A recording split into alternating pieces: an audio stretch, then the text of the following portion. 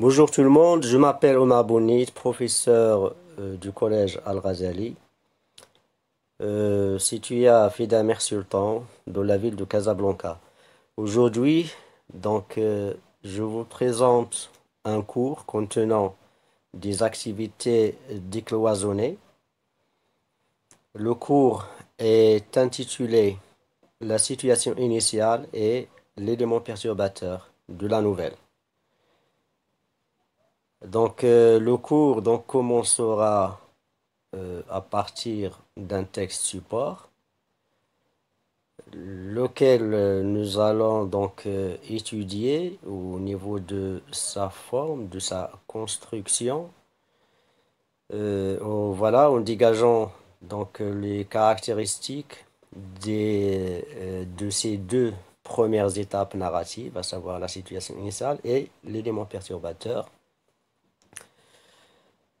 Ensuite, nous allons essayer d'identifier les outils de langue investis pour la construction de ce texte support pour vers la fin essayer de rédiger un texte semblable à celui du départ, à savoir le texte support. Voilà. Donc,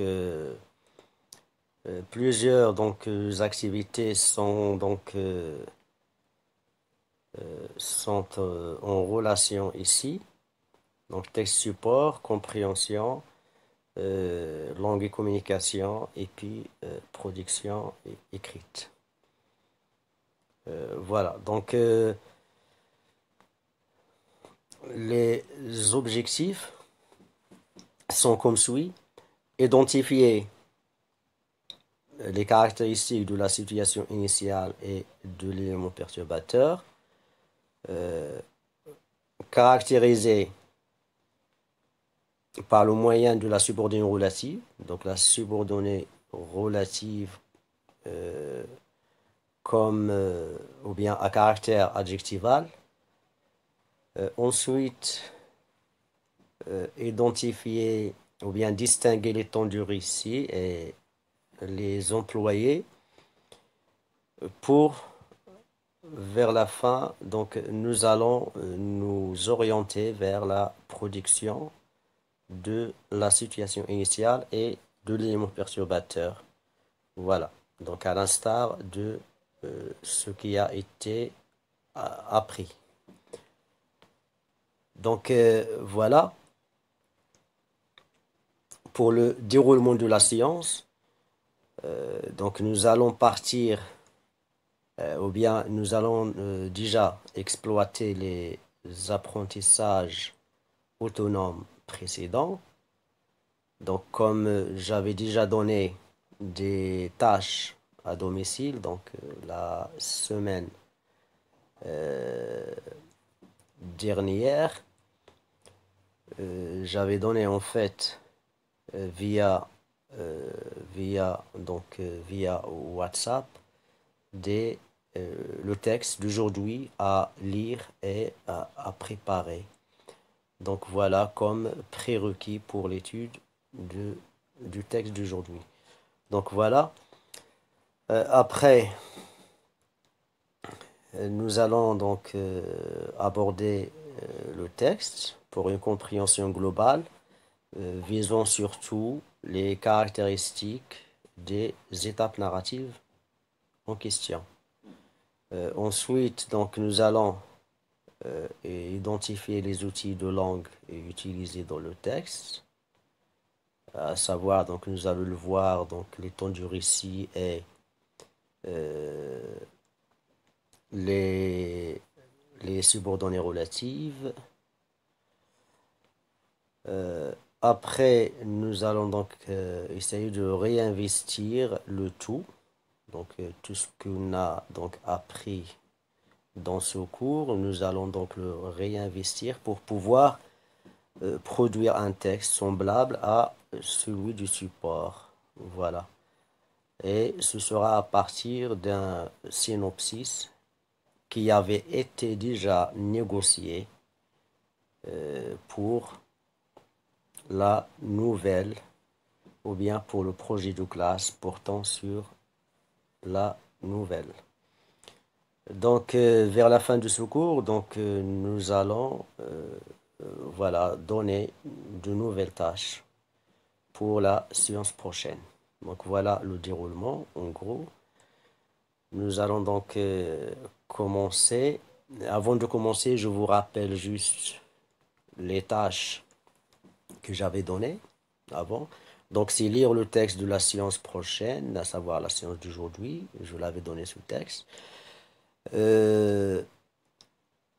Après, relever les personnages, relever les adjectifs qualificatifs, relever les temps des verbes conjugués et savoir ou bien apprendre à conjuguer dans ces temps relevés.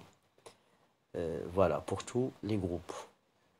Donc voilà les tâches requises ou bien euh, des accusations prérequises. Donc je vais lire le texte. Voilà, nous allons commencer par le texte support. Voilà. En cette belle journée de printemps 1955, tout semblait tranquille dans la petite bourgade de Pont-l'Abbé. Dans la rue de la Gare, il y avait une jeune fille au visage d'une grande beauté rayonnant dans la lumière du soleil de Bretagne.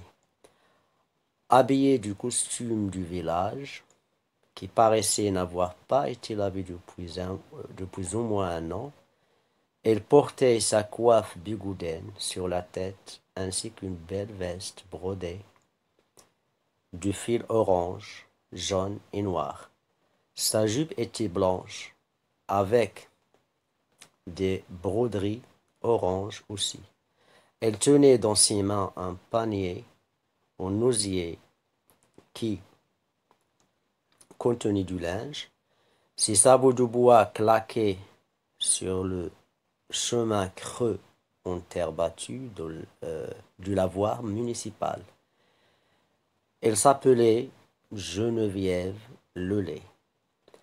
Arrivée aux abords du lavoir, elle emprunta le petit pont en bois qui passait au-dessus de la rivière qui alimentait le bassin.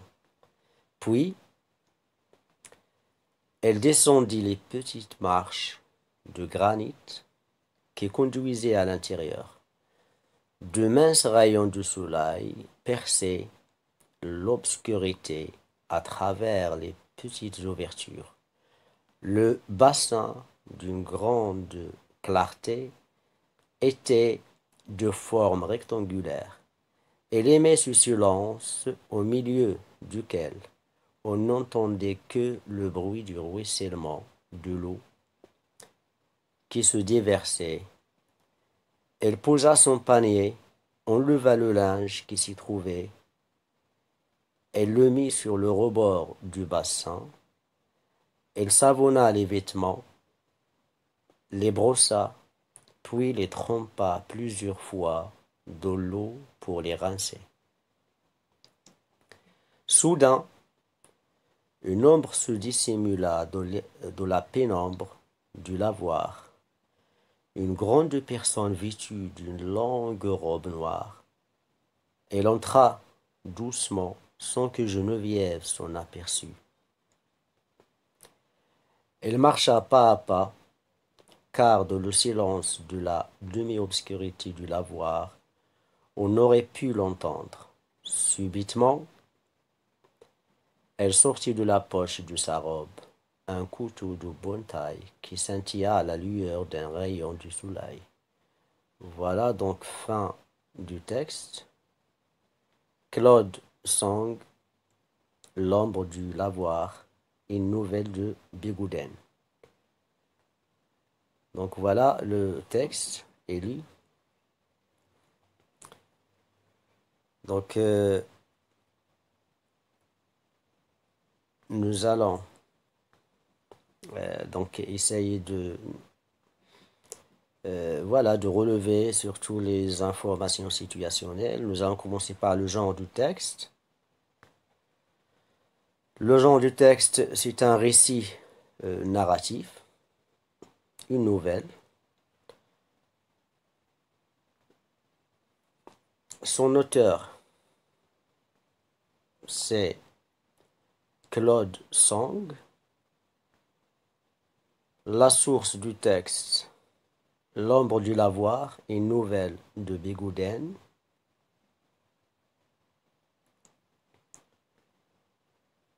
Le lieu et la date de l'histoire,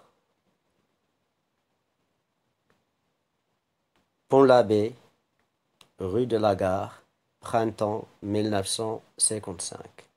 Voilà, c'est le lieu et la date de l'histoire. Donc les personnages,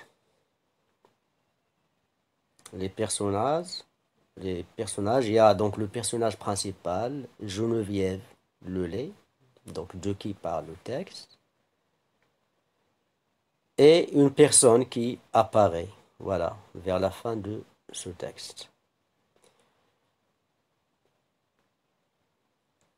Les portraits, donc chaque personnage a son portrait, donc surtout Geneviève, son portrait est beaucoup plus détaillé, donc c'est une jeune fille, elle est belle, en costume villageois, qui n'était pas lavé, etc. Donc son portrait est beaucoup plus donc détaillé au niveau, si vous voulez, de son apparence, au niveau donc de l'aspect vestimentaire, etc. Il y a la personne aussi, le deuxième personnage, c'est une grande personne vêtue d'une longue robe noire, donc, etc. Voilà. Donc deux portraits en fait différents. Voilà.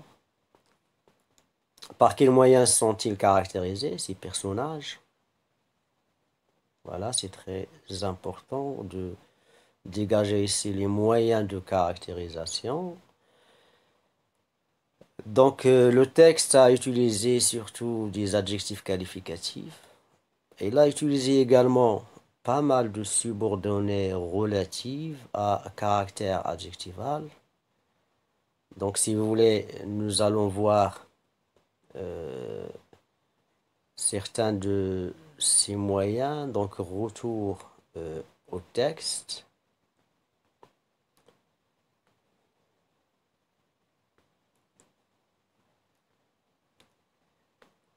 Voilà le texte. Voilà, donc déjà les adjectifs, donc il y en a beaucoup. Il y a des adjectifs de couleur, des adjectifs épithètes, surtout. Voilà, une jeune fille au visage d'une grande beauté. Il y a grande comme adjectif, il y a beauté comme nom. Euh, voilà, etc. Voilà, ici il y a qui paraissait, etc. C'est une subordonnée relative. Nous allons voir donc ces subordonnées, comment les identifier. Voilà. Coiffe bigouden, belle veste, etc. Orange, jaune, noir. Voilà, voilà. Euh, il y a également ici qui contenait du linge. C'est une subordonnée relative. Donc il y a pas mal de subordonnées relatives également. Voilà ici également.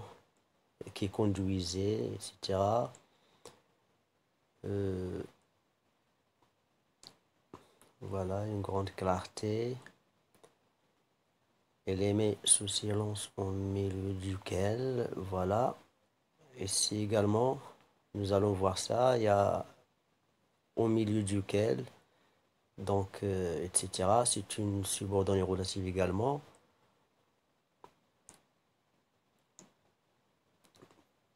Voilà, euh, qui se dit versé, c'est une subordonnée relative. Voilà, donc etc., etc., etc. Il y a beaucoup de subordonnées relatives et d'adjectifs, épithètes surtout. Voilà, donc nous allons donc retourner vers notre étude. Donc les moyens, nous venons de voir certains moyens de caractérisation, à savoir donc les adjectifs qualificatifs et les subordonnées relatives.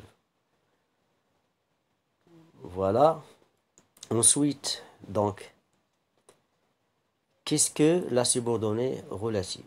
Donc, je vous ai promis tout à l'heure donc de voir comment identifier une subordonnée relative. Voilà. Pour la comprendre, nous allons donc prendre un exemple à partir du texte. Donc, à partir du texte, j'ai pris par exemple, voilà,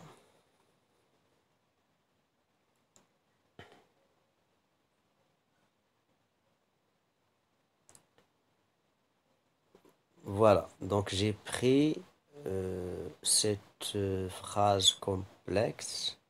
Elle tenait dans ses mains un panier, un panier, voilà, en osier qui contenait du linge. Voilà. Donc, j'ai pris cette phrase comme exemple. Nous allons donc l'étudier pour comprendre la subordonnée relative. Voilà. Voilà, donc il est là. Elle tenait dans ses mains un panier en osier qui contenait du linge. Donc c'est une phrase complexe qui contient, nous allons le voir, une proposition principale et une proposition subordonnée. Donc voilà, ce qui est en jaune, la partie en jaune, c'est la subordonnée ou bien c'est la proposition principale. On ne peut pas la supprimer, mais si vous voulez, elle a un sens en elle. Et il n'a pas besoin d'autres, si vous voulez, d'autres propositions pour qu'elle soit comprise. Alors que le reste, qui contenait du linge, c'est juste une subordonnée. Donc elle vient juste pour déterminer ou bien pour caractériser surtout son antécédent. Donc voilà, c'est le nom qualifié ici. Voilà. Donc ce qui est en vert, c'est la subordonnée relative. Il commence par le pronom relatif qui. Voilà. Qui, c'est le pronom relatif. Donc la subordonnée relative est introduite par un pronom relatif comme qui, ici. Un panier nous dit ici, c'est l'antécédent. Donc l'antécédent, pour l'identifier, c'est toujours le nom ou bien le groupe nominal qui, voilà, qui précède le pronom relatif. Voilà. Donc, ce que je viens de dire, le voici. Donc, ce qui est en jaune, c'est la proposition principale. Ici, l'antécédent, le pronom relatif. Ce qui est en vert, c'est la subordonnée relative qui commence à partir du pronom relatif. Voilà. Donc la fonction de ce pronom relatif, c'est le sujet, il prend la même fonction grammaticale que son antécédent. Et en français, le pronom relatif qui, c'est toujours sujet. Voilà. Donc, cette subordonnée relative qui est en vert, on peut bien la remplacer par un adjectif. Parce qu'ici, elle a un caractère, elle a un rôle d'adjectif. Donc, on peut dire, par exemple, elle tenait dans ses mains un panier en osier contenant, au lieu de dire, au lieu de dire,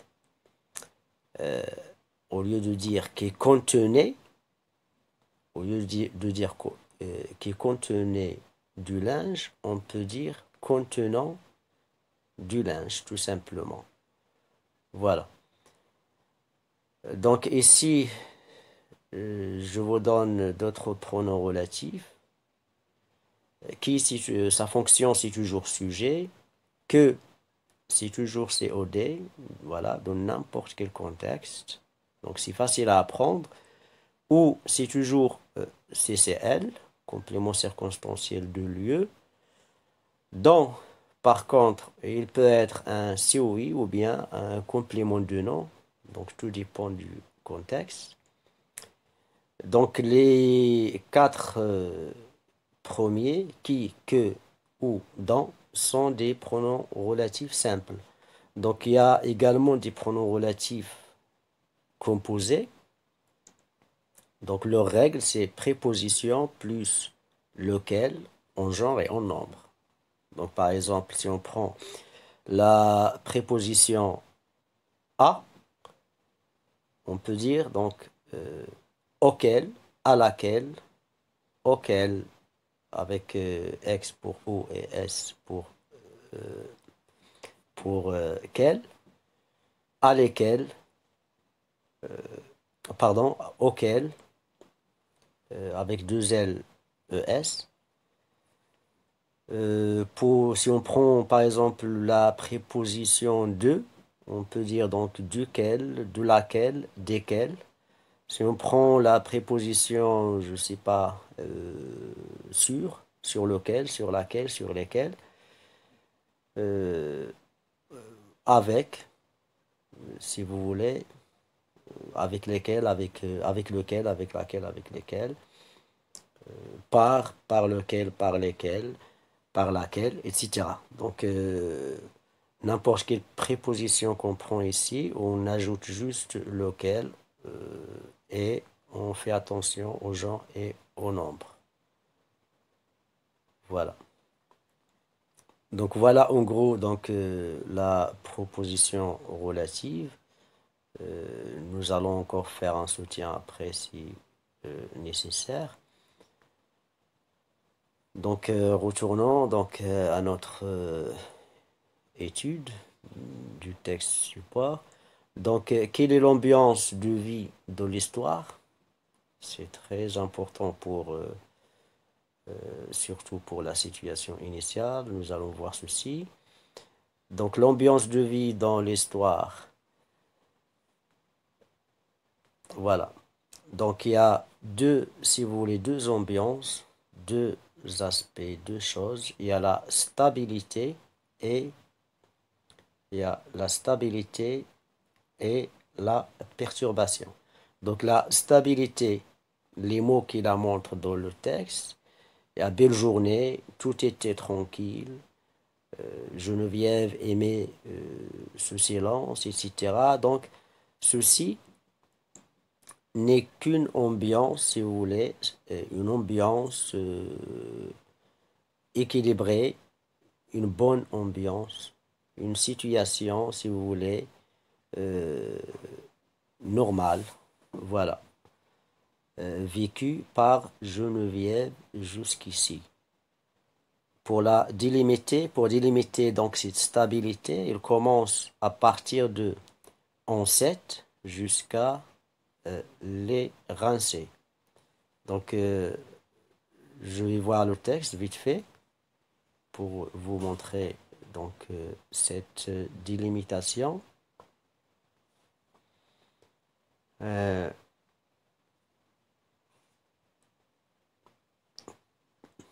pardon.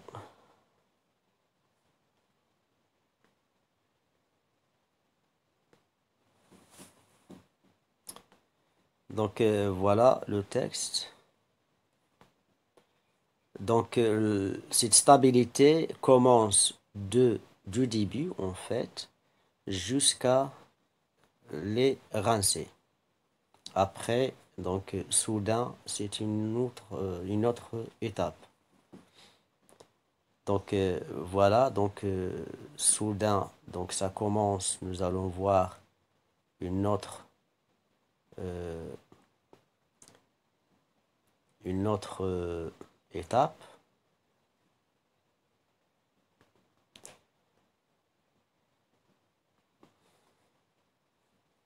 Donc voilà, nous étions, nous étions ici.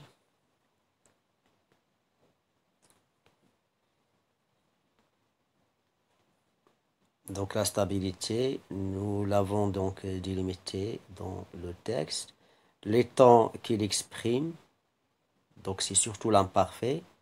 Donc vous pouvez bien voir que donc les temps qui sont en abondance dans cette partie de stabilité étaient surtout donc l'imparfait. Euh, Après donc la perturbation, donc les mots qui la montrent, il y a soudain, subitement, couteau, etc. Sa délimitation commence à partir du soudain jusqu'à la fin, où il y a le mot du soleil. Les temps qu'il exprime, c'est surtout donc le passé simple. Voilà, donc c'est le passé simple.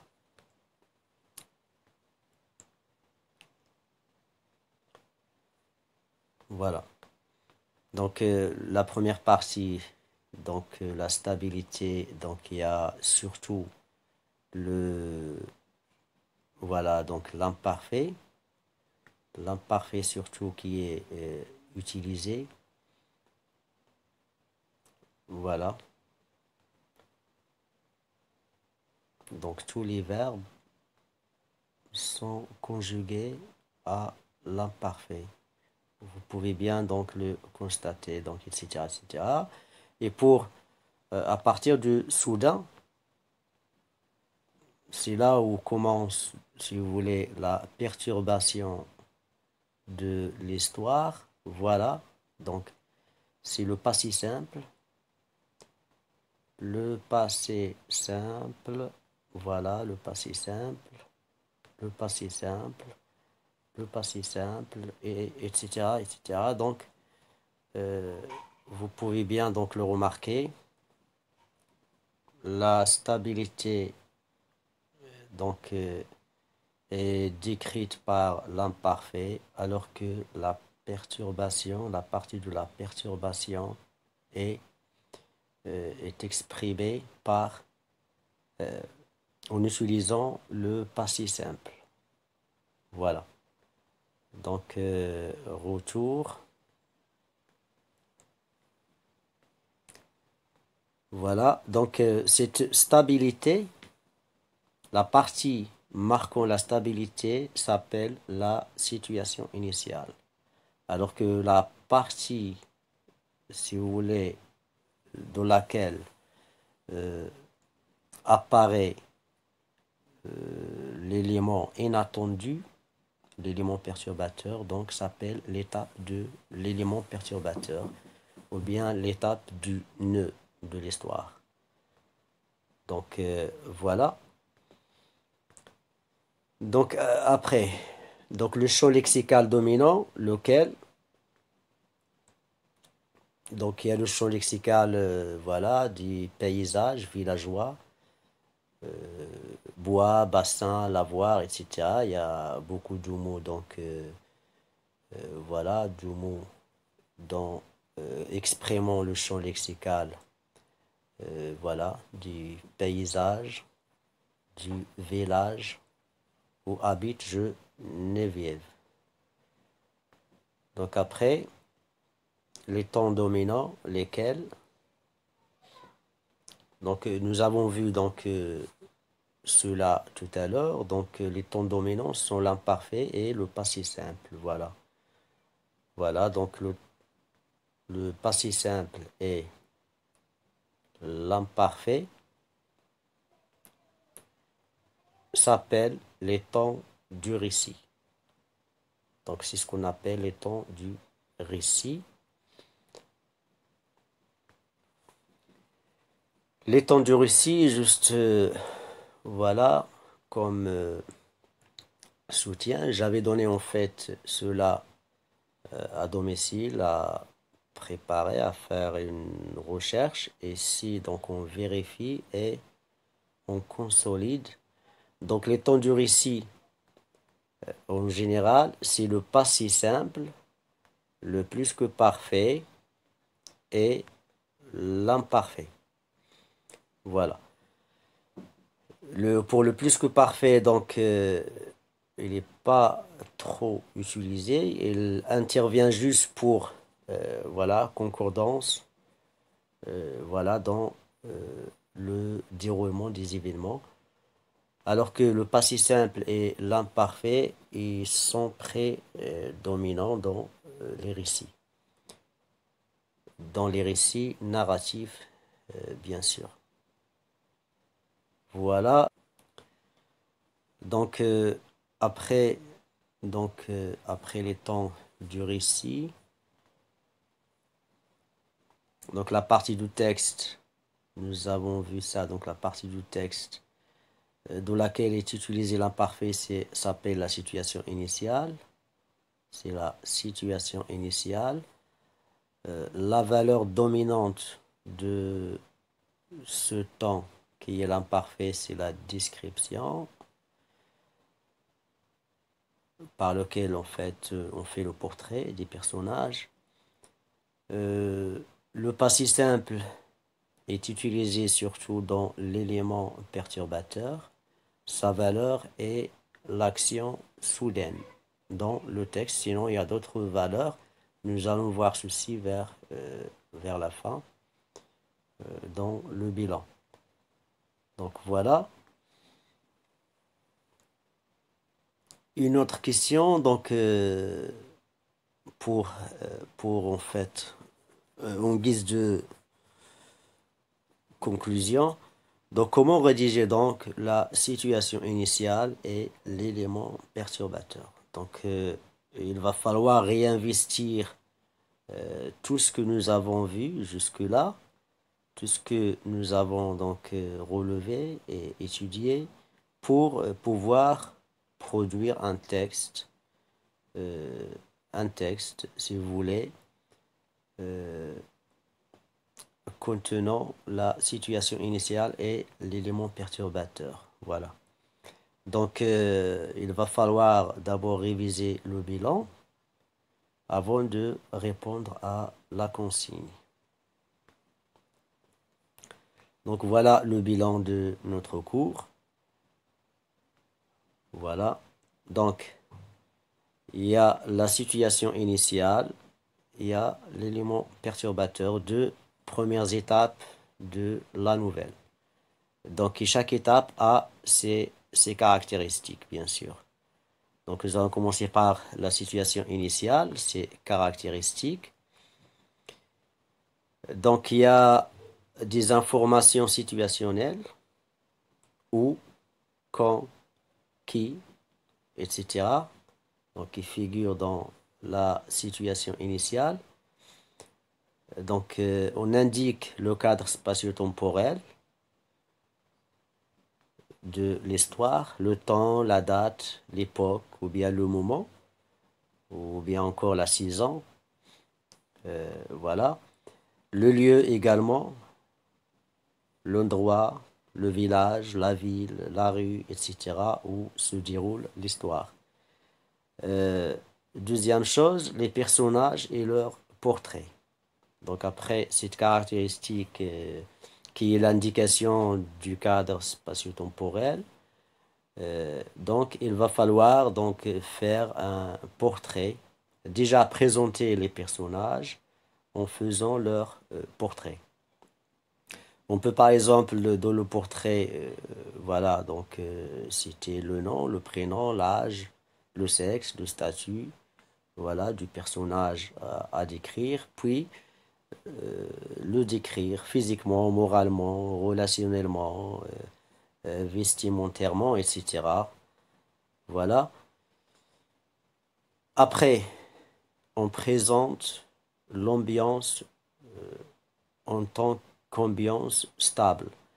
Donc ici, soit on le dit donc directement dans la situation initiale, comme quoi tout était normal, tout était tranquille, etc.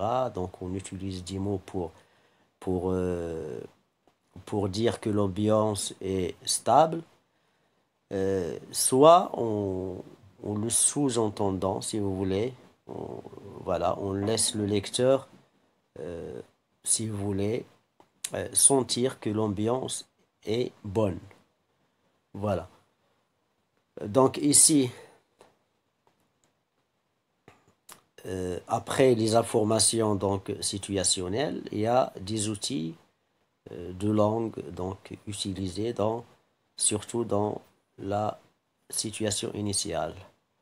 Donc il y a des compléments circonstanciels de lieu et de temps, de manière, etc. Donc ces compléments circonstanciels servent, si vous voulez, à l'indication du cadre spatio-temporel et également à caractériser les personnages quand il s'agit des compléments circonstanciels de manière. Donc il y a d'autres moyens en fait, des moyens de caractérisation. Voilà, donc à part ces adverbes ou bien ces compléments circonstanciels de manière, on peut donc caractériser via des adjectifs qualificatifs, des subordonnées relatives, des comparaisons. Si vous voulez, aujourd'hui, nous avons donc dans le cours, si vous voulez, nous avons mis surtout le doigt sur les subordonnées relatives ici. La comparaison, nous allons parler dans un cours à venir. Voilà l'imparfait également. Donc c'est